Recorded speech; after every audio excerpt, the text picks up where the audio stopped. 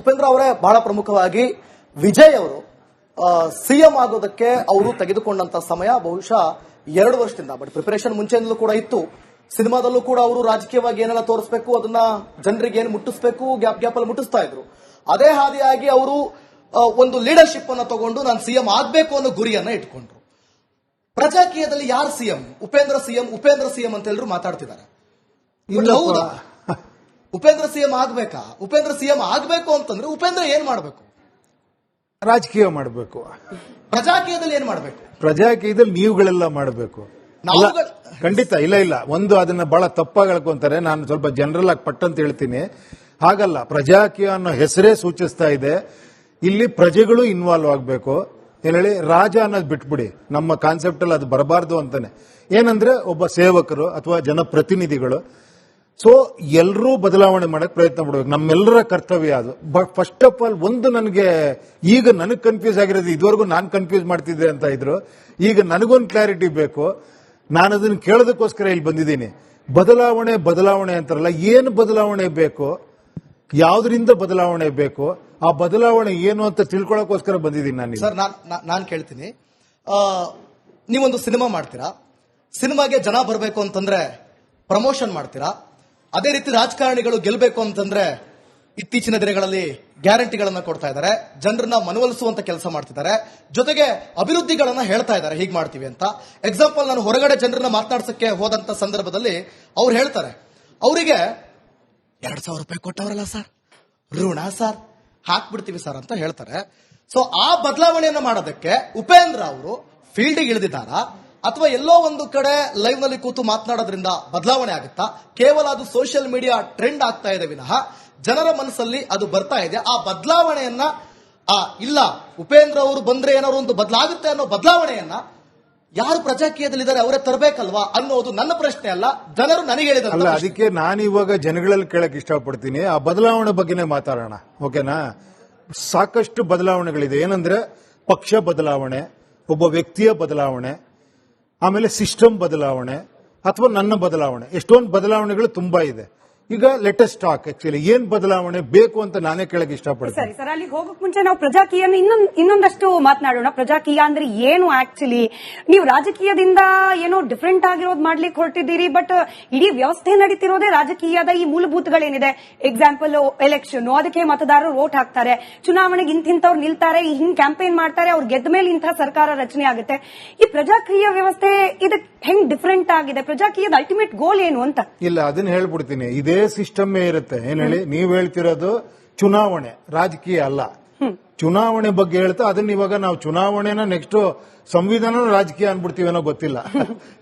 ಹಂಗಲ್ಲ, ಚುನಾವಣಾ ಪದ್ಧತಿ ಏನು ಅಂದ್ರೆ, ಏನೋ ಒಂದಷ್ಟು ಜನ ರೆಪ್ರೆಸೆಂಟೇಟಿವ್ ಬಂದು ನಿಂತ್ಕೊಂತಾರೆ, ಜನಗಳ ಹತ್ರ ಅವ್ರು ಅಪ್ರೋಚ್ ಮಾಡ್ತಾರೆ, ನಾನು ಈ ತರ ಕೆಲಸ ಮಾಡ್ತೀನಿ ಅಂತ. ಜನಗಳಿಗೆ ಯಾರು ಇಷ್ಟ ಆಗುತ್ತಾರೋ ಅವ್ರನ್ನ ಆಯ್ಕೆ ಮಾಡ್ತಾರೆ, ಅವರಲ್ಲಿ ಹೋಗ್ತಾರೆ. ದೇ ರೆಪ್ರೆಸೆಂಟ್ ಪೀಪಲ್, ಕರೆಕ್ಟ್ ಅಲ್ವಾ?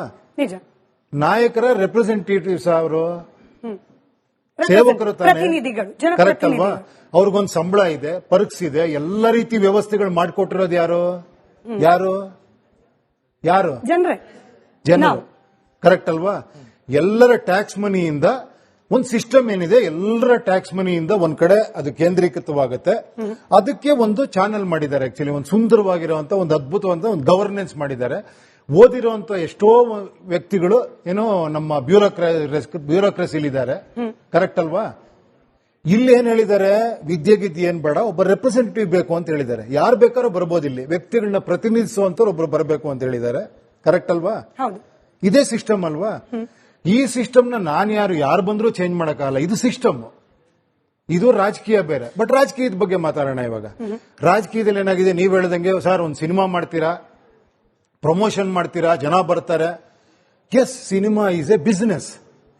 ನಾನ್ ದುಡ್ಡು ಜನರಿಂದ ಇಸ್ಕೊಂಡು ಸಿನಿಮಾ ಮಾಡ್ತೀನ, ಅಥವಾ ನನ್ ದುಡ್ಡು ಹಾಕ್ತೀನಿ, ಅಥವಾ ಪ್ರೊಡ್ಯೂಸರ್ ಯಾರೋ ದುಡ್ಡು ಹಾಕ್ತಾರೆ, ಕರೆಕ್ಟ್ ಅಲ್ವಾ? ಕರೆಕ್ಟ್ ತಾನೆ? ಬಿಸ್ನೆಸ್ ಅದು. ನನ್ನ ದುಡ್ಡು ನಾನು ಹಾಕ್ತೀನಿ, ನಾನು ಪ್ರಚಾರ ಮಾಡ್ತೀನಿ, ಆ ದುಡ್ಡಲ್ಲಿ ಲಾಭ ನಾನು ಪಡಿತೀನಿ, ನಾನು ಕಷ್ಟನೂ ಪಡ್ತೀನಿ. ಇದು ಬಿಸ್ನೆಸ್.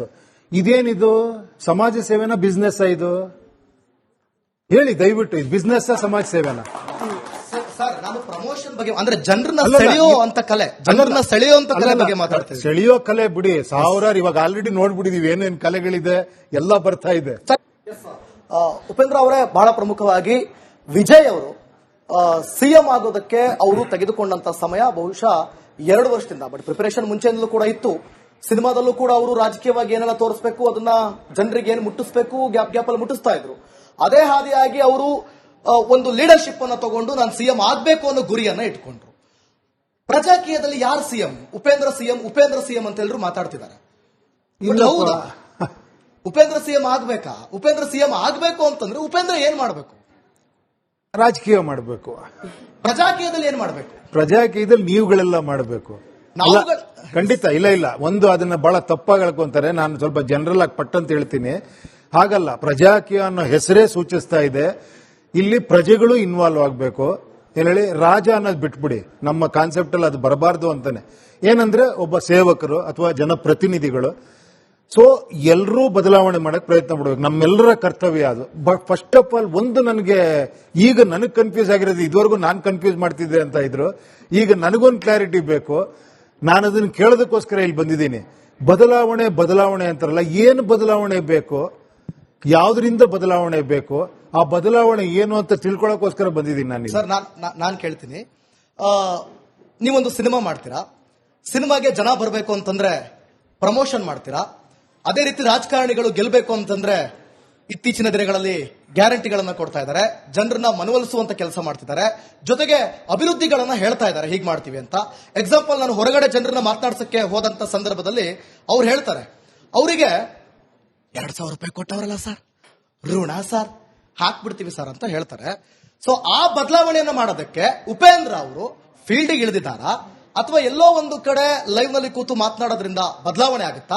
ಕೇವಲ ಅದು ಸೋಷಿಯಲ್ ಮೀಡಿಯಾ ಟ್ರೆಂಡ್ ಆಗ್ತಾ ಇದೆ ವಿನಃ ಜನರ ಮನಸ್ಸಲ್ಲಿ ಅದು ಬರ್ತಾ ಇದೆ. ಆ ಬದಲಾವಣೆಯನ್ನ ಇಲ್ಲ ಉಪೇಂದ್ರ ಅವರು ಬಂದ್ರೆ ಏನಾದ್ರು ಒಂದು ಬದಲಾಗುತ್ತೆ ಅನ್ನೋ ಬದಲಾವಣೆಯನ್ನ ಯಾರು ಪ್ರಜಾಕೀಯದಲ್ಲಿದ್ದಾರೆ ಅವರೇ ತರಬೇಕಲ್ವಾ ಅನ್ನೋದು ನನ್ನ ಪ್ರಶ್ನೆ ಅಲ್ಲ, ಜನರು ನನಗೆ ಹೇಳಿದಾರಲ್ಲ. ಅದಕ್ಕೆ ನಾನು ಇವಾಗ ಜನಗಳಲ್ಲಿ ಕೇಳಕ್ ಇಷ್ಟಪಡ್ತೀನಿ, ಆ ಬದಲಾವಣೆ ಬಗ್ಗೆನೇ ಮಾತಾಡೋಣ, ಓಕೆನಾ? ಸಾಕಷ್ಟು ಬದಲಾವಣೆಗಳಿದೆ. ಏನಂದ್ರೆ ಪಕ್ಷ ಬದಲಾವಣೆ, ಒಬ್ಬ ವ್ಯಕ್ತಿಯ ಬದಲಾವಣೆ, ಆಮೇಲೆ ಸಿಸ್ಟಮ್ ಬದಲಾವಣೆ, ಅಥವಾ ನನ್ನ ಬದಲಾವಣೆ. ಎಷ್ಟೊಂದು ಬದಲಾವಣೆಗಳು ತುಂಬಾ ಇದೆ. ಈಗ ಲೇಟೆಸ್ಟ್ ಟಾಕ್ ಆಕ್ಚುಲಿ ಏನ್ ಬದಲಾವಣೆ ಬೇಕು ಅಂತ ನಾನೇ ಕೇಳಕ್ ಇಷ್ಟಪಡ್ತೀನಿ. ಸರಿ ಸರ್, ಅಲ್ಲಿ ಹೋಗಕ್ ಮುಂಚೆ ನಾವು ಪ್ರಜಾಕೀಯ ಇನ್ನೊಂದಷ್ಟು ಮಾತನಾಡೋಣ. ಪ್ರಜಾಕೀಯ ಅಂದ್ರೆ ಏನು ಆಕ್ಚುಲಿ? ನೀವು ರಾಜಕೀಯದಿಂದ ಏನೋ ಡಿಫ್ರೆಂಟ್ ಆಗಿರೋದು ಮಾಡ್ಲಿಕ್ಕೆ ಹೊರಟಿದ್ದೀರಿ, ಬಟ್ ಇಡೀ ವ್ಯವಸ್ಥೆ ನಡೀತಿರೋದೇ ರಾಜಕೀಯದ ಈ ಮೂಲಭೂತಗಳೇನಿದೆ. ಎಕ್ಸಾಂಪಲ್, ಎಲೆಕ್ಷನ್, ಅದಕ್ಕೆ ಮತದಾರರು ವೋಟ್ ಹಾಕ್ತಾರೆ, ಚುನಾವಣೆಗೆ ಇಂಥವ್ರು ನಿಲ್ತಾರೆ, ಹಿಂಗ್ ಕ್ಯಾಂಪೇನ್ ಮಾಡ್ತಾರೆ, ಅವ್ರು ಗೆದ್ದ ಮೇಲೆ ಇಂಥ ಸರ್ಕಾರ ರಚನೆ ಆಗುತ್ತೆ. ಈ ಪ್ರಜಾಕೀಯ ವ್ಯವಸ್ಥೆ ಇದಕ್ಕೆ ಹೆಂಗ್ ಡಿಫ್ರೆಂಟ್ ಆಗಿದೆ? ಪ್ರಜಾಕೀಯದ ಅಲ್ಟಿಮೇಟ್ ಗೋಲ್ ಏನು ಅಂತ? ಇಲ್ಲ, ಅದನ್ನ ಹೇಳ್ಬಿಡ್ತೀನಿ. ಇದೇ ಸಿಸ್ಟಮ್ ಇರುತ್ತೆ. ಏನ್ ಹೇಳಿ, ನೀವ್ ಹೇಳ್ತಿರೋದು ಚುನಾವಣೆ, ರಾಜಕೀಯ ಅಲ್ಲ. ಚುನಾವಣೆ ಬಗ್ಗೆ ಹೇಳ್ತಾ ಅದನ್ನ ಇವಾಗ ನಾವು ಚುನಾವಣೆನ ನೆಕ್ಸ್ಟ್ ಸಂವಿಧಾನ ರಾಜಕೀಯ ಅನ್ಬಿಡ್ತೀವೇನೋ ಗೊತ್ತಿಲ್ಲ. ಹಂಗಲ್ಲ, ಚುನಾವಣಾ ಪದ್ಧತಿ ಏನು ಅಂದ್ರೆ, ಏನೋ ಒಂದಷ್ಟು ಜನ ರೆಪ್ರೆಸೆಂಟೇಟಿವ್ ಬಂದು ನಿಂತ್ಕೊಂತಾರೆ, ಜನಗಳ ಹತ್ರ ಅವ್ರು ಅಪ್ರೋಚ್ ಮಾಡ್ತಾರೆ, ನಾನು ಈ ತರ ಕೆಲಸ ಮಾಡ್ತೀನಿ ಅಂತ. ಜನಗಳಿಗೆ ಯಾರು ಇಷ್ಟ ಆಗುತ್ತಾರೋ ಅವ್ರನ್ನ ಆಯ್ಕೆ ಮಾಡ್ತಾರೆ, ಅವರಲ್ಲಿ ಹೋಗ್ತಾರೆ. ದೇ ರೆಪ್ರೆಸೆಂಟ್ ಪೀಪಲ್, ಕರೆಕ್ಟ್ ಅಲ್ವಾ? ನಿಜ. ನಾಯಕರ ರೆಪ್ರೆಸೆಂಟೇಟಿವ್ಸ್ ಅವರು, ಸೇವಕರು ತಾನೆ, ಕರೆಕ್ಟ್ ಅಲ್ವಾ? ಅವ್ರಿಗೊಂದು ಸಂಬಳ ಇದೆ, ಪರ್ಕ್ಸ್ ಇದೆ, ಎಲ್ಲ ರೀತಿ ವ್ಯವಸ್ಥೆಗಳು ಮಾಡಿಕೊಟ್ಟಿರೋದು ಯಾರು? ಜನರು, ಕರೆಕ್ಟ್ ಅಲ್ವಾ? ಎಲ್ಲರ ಟ್ಯಾಕ್ಸ್ ಮನಿಯಿಂದ ಒಂದು ಸಿಸ್ಟಮ್ ಏನಿದೆ, ಎಲ್ಲರ ಟ್ಯಾಕ್ಸ್ ಮನಿಯಿಂದ ಒಂದ್ ಕಡೆ ಅದು ಕೇಂದ್ರೀಕೃತವಾಗುತ್ತೆ. ಅದಕ್ಕೆ ಒಂದು ಚಾನೆಲ್ ಮಾಡಿದ್ದಾರೆ. ಆಕ್ಚುಲಿ ಒಂದು ಸುಂದರವಾಗಿರುವಂತ, ಒಂದು ಅದ್ಭುತವಾದ ಒಂದು ಗವರ್ನೆನ್ಸ್ ಮಾಡಿದ್ದಾರೆ. ಓದಿರುವಂತ ಎಷ್ಟೋ ವ್ಯಕ್ತಿಗಳು ಏನೋ ನಮ್ಮ ಬ್ಯೂರೋಕ್ರಸಿಲಿದ್ದಾರೆ, ಕರೆಕ್ಟ್ ಅಲ್ವಾ? ಇಲ್ಲಿ ಏನ್ ಹೇಳಿದ್ದಾರೆ, ವಿದ್ಯೆಗಿದ್ದೆ ಏನ್ ಬೇಡ, ಒಬ್ಬ ರೆಪ್ರೆಸೆಂಟೇಟಿವ್ ಬೇಕು ಅಂತ ಹೇಳಿದ್ದಾರೆ. ಯಾರು ಬೇಕಾದ್ರೂ ಬರ್ಬೋದು, ಇಲ್ಲಿ ವ್ಯಕ್ತಿಗಳನ್ನ ಪ್ರತಿನಿಧಿಸುವಂತ ಒಬ್ರು ಬರಬೇಕು ಅಂತ ಹೇಳಿದ್ದಾರೆ, ಕರೆಕ್ಟ್ ಅಲ್ವಾ? ಇದೇ ಸಿಸ್ಟಮ್ ಅಲ್ವಾ? ಈ ಸಿಸ್ಟಮ್ ನ ಯಾರು ಬಂದ್ರೂ ಚೇಂಜ್ ಮಾಡಕ್ಕಾಗಲ್ಲ. ಇದು ಸಿಸ್ಟಮ್, ಇದು ರಾಜಕೀಯ ಬೇರೆ. ಬಟ್ ರಾಜಕೀಯದ ಬಗ್ಗೆ ಮಾತಾಡೋಣ ಇವಾಗ. ರಾಜಕೀಯದಲ್ಲಿ ಏನಾಗಿದೆ, ನೀವು ಹೇಳ್ದಂಗೆ ಸರ್ ಒಂದು ಸಿನಿಮಾ ಮಾಡ್ತೀರಾ, ಪ್ರಮೋಷನ್ ಮಾಡ್ತೀರಾ, ಜನ ಬರ್ತಾರೆ. Yes, cinema is a business. ನಾನ್ ದುಡ್ಡು ಜನರಿಂದ ಇಸ್ಕೊಂಡು ಸಿನಿಮಾ ಮಾಡ್ತೀನ, ಅಥವಾ ನನ್ ದುಡ್ಡು ಹಾಕ್ತೀನಿ, ಅಥವಾ ಪ್ರೊಡ್ಯೂಸರ್ ಯಾರೋ ದುಡ್ಡು ಹಾಕ್ತಾರೆ, ಕರೆಕ್ಟ್ ಅಲ್ವಾ? ಕರೆಕ್ಟ್ ತಾನೆ? ಬಿಸ್ನೆಸ್ ಅದು. ನನ್ನ ದುಡ್ಡು ನಾನು ಹಾಕ್ತೀನಿ, ನಾನು ಪ್ರಚಾರ ಮಾಡ್ತೀನಿ, ಆ ದುಡ್ಡಲ್ಲಿ ಲಾಭ ನಾನು ಪಡಿತೀನಿ, ನಾನು ಕಷ್ಟನೂ ಪಡ್ತೀನಿ. ಇದು ಬಿಸ್ನೆಸ್. ಇದೇನಿದು ಸಮಾಜ ಸೇವೆನ ಬಿಸ್ನೆಸ್? ಇದು ಹೇಳಿ ದಯವಿಟ್ಟು, ಇದು ಬಿಸ್ನೆಸ್ ಸಮಾಜ ಸೇವೆನ? ಸರ್, ನಾನು ಪ್ರಮೋಷನ್ ಬಗ್ಗೆ ಅಂದ್ರೆ ಜನರನ್ನ ಸೆಳೆಯುವಂತ ಕಲೆ ಬಗ್ಗೆ ಮಾತಾಡ್ತೀನಿ. ಸೆಳೆಯೋ ಕಲೆ ಬಿಡಿ, ಸಾವಿರಾರು ಇವಾಗ ಆಲ್ರೆಡಿ ನೋಡ್ಬಿಟ್ಟಿದೀವಿ ಏನೇನ್ ಕಲೆಗಳಿದೆ, ಎಲ್ಲ ಬರ್ತಾ ಇದೆ.